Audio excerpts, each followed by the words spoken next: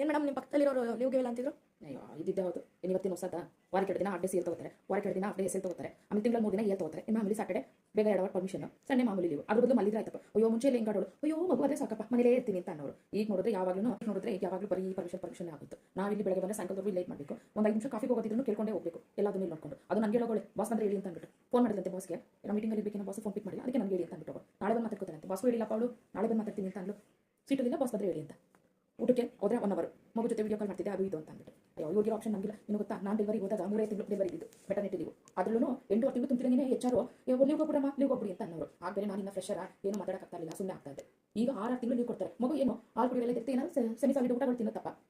ಅಯ್ಯೋ ಬರಲ್ಲ ಅಂತ ನೋಡಿದ್ರೆ ಇಲ್ಲಿ ಬಂದಿರೋ ಇಂಥವರೆಲ್ಲ ಯಾಕೆ ಬರ್ತಾ ಸುಮ್ಮನೆ ಮಲ್ಲಿದ್ರೆ ಆಗಲ್ವಾ, ಬೇರೆಯವ್ರಿಗೂ ತೊಂದರೆ ಆಗ್ತಾ ಇದ್ದಾರೆ. ನಮ್ಗೆ ಅಪ್ಪ ಇದು ಇಲ್ಲ, ಪ್ರಮೋಷನ್ ಇಲ್ಲ, ಏನೂ ಇಲ್ಲ. ಇವಾಗ ಆಲ್ರೆಡಿ ನೆಕ್ಸ್ಟ್ ಪ್ರಮೋಷನ್ ಬೇರೆ ಬೇಕು ಅಂತ ಮಾತಾಡ್ತಾ ಇಲ್ಲಪ್ಪ. ನನಗೆ ಯಾರು ಹೇಳಿದ್ರು ಸುಮ್ಮನೆ ಯಾಕೆ ಬೇಕು ನನಗೂ ಏನಾದ್ರು ಮಾಡ್ಕೊಳ್ಳಿ, ನಾನು ಎಲ್ಲಾದ್ರೂ ಬೇರೆ ಕಡೆ ನೋಡ್ತೀನಿ ಅಷ್ಟೇ. ನೀವು ನನಗೂ ಕರಿತಾ ಇದ್ರು ಅಲ್ಲಿ ಆ ಕಂಪ್ನಿಗೆ